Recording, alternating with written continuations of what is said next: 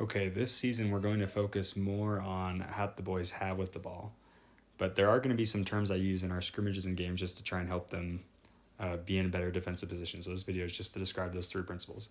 So first principle number one is goal side defense. What I mean by goal side defense is if this red player has a ball, I'll throw that out there, and he's coming down, goal side means that our players need to be between the player and the ball. Now, it doesn't have to be just the person with the ball, right? So if they have their 6 coming down, actually, I guess that'd be their 4, and our 6 is over here. Goal side also means that we're in between the player and the goal as well, so that we're preventing a pass.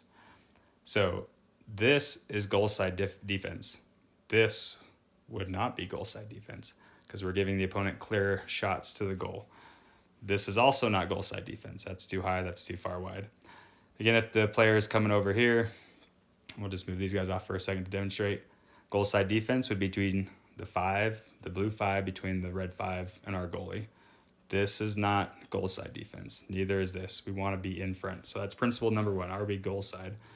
And again, if we're bringing it back on the other side, so if the 4 is over here and we're goal side here, the 6 to be goal side should be countering the 4, right? So either the 6 needs to come over here to get goal side of the player with the ball, or he stays with the 4 to prevent the pass. So first principle, goal side defense. What does goal side defense mean? We're getting between the opposing player and our goal. All right, the next principle, to get a little bit more, is that the best way to get goal side when we play defense or lose the ball is to play compact. So when we say compact, when we play offense, we want to spread out because we're looking to stretch the other defense. We're looking for open spaces, ways to pass the ball. But when we play defense, if the other team has the ball, we want to compact. So that means we want to scooch in. When we play compact, it allows us to get goal side easier. So whether that's coming up here, coming here, we're playing centrally in and then we're moving out. So if the 5 passes to, let's see, there's 6 over here. If you're over here, you're not going to be goal side. So again, we want to stay compact. And we want to play the central of the field. And we want to keep as many people goal side of that ball as we can. Okay, so first, goal side defense. Second, we want to make it compact. And we need to keep it compact. And then the last thing is just about pressure. So when we pressure the ball, we always want to pressure goal side. So sometimes what happens is, let's say this 5 comes in, and let's say this 5, for some reason, is in the way, or is getting goal side of them. What will happen is the 7 or the 6 or the 4 will come behind, the 5 wins the ball, and then the 7 will come right around. So we always want to put pressure on the opposing player on the goal side. Because if the 5 comes around and the 7's there, and they usually try and kick it, and it bounces off, and the ball comes over here, and someone comes and grabs it.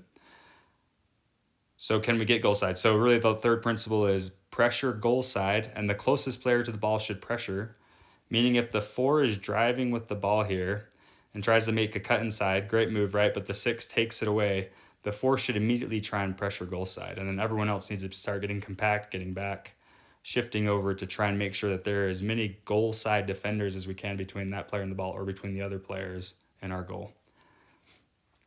And then lastly, if you can't make goal side defense, so for example, if this player has come down, they've penetrated deep, and the 2 is putting pressure in, the other players need to ask, how do I support?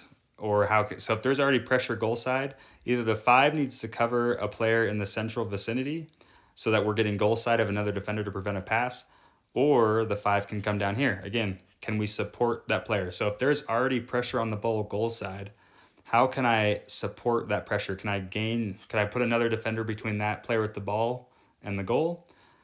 Or can I support by getting goal side of another defender to eliminate a pass and allowing the 3 to come over here and get another goal side defender? All right, so those are the 3 principles we'll work on throughout this season on defense, really more by word and example, but make sure the boys watch this video and have a better understanding of what goal side defense is, what it means to make it compact, meaning we're occupying more of the central part of the field to be goal side.